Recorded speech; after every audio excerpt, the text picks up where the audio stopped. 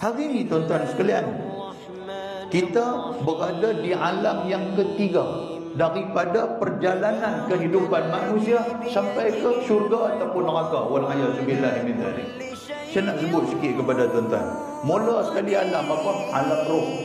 Kita duduk di alam roh yang ketika mana semua manusia, semua roh ni akan bertemu dengan Allah. Tuhan kata, alastu bi rabbikum, bukankah aku ni Tuhan hamba? Maka kita kata apa? Qalu bala syahidna. Kita kata, memang betul engkaulah Tuhan kami dan kami bersaksi. Itu alam roh.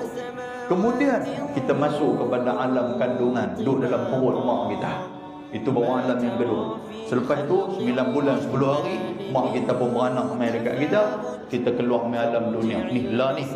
Baru nombor 3. Tuan-tuan tahu tak, lepas daripada alam dunia kita akan menuju ke alam kubur. Yang alam kubur tu kita tak tahu panjang mana. Lepas alam kubur kita pergi kepada alam kehancuran, alam semesta yang disebut sebagai yaumul qiyamah. Tu pun kita tak tahu lama mana kita nak duduk di yaumul qiyamah. Lepas yaumul qiyamah kita akan pergi kepada hari kebangkitan. Lepas daripada hari kebangkitan pergi kepada mahsyar. Lepas daripada padang mahsyar pergi untuk nak duduk mencari syafaat Nabi. Siapa nak boleh tolong kita?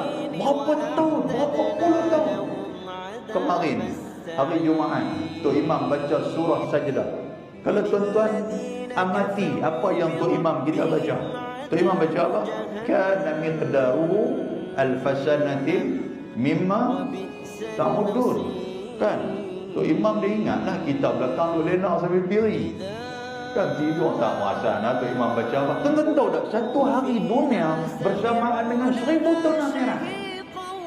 Bayangkan kalaulah berapa lama kita nak berdiri di akhirat tu. Di padang mahsyar tu pun berapa lama kita nak berdiri, nak mencari syafaat yang boleh tolong kita pun berapa lama.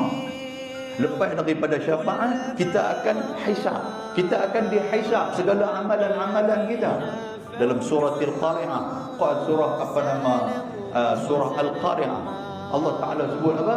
Tuhan kata, faman saqulat mawazinu, barang siapa yang berat amalan dia maka beruntung dia, dan siapa yang ringan rugi dia. Hisab. Kemudian kita akan dibawa dan juga diberikan catatan amalan daripada Allah. Tuhan nak bagi tangan kanan, Tuhan nak bagi tangan kiri kat kita. Kalau dapat tangan kanan beruntung, kalau dapat tangan kiri celaka. Tu pun perjalanan dia berapa ratus tahun kita nak kena tempuh.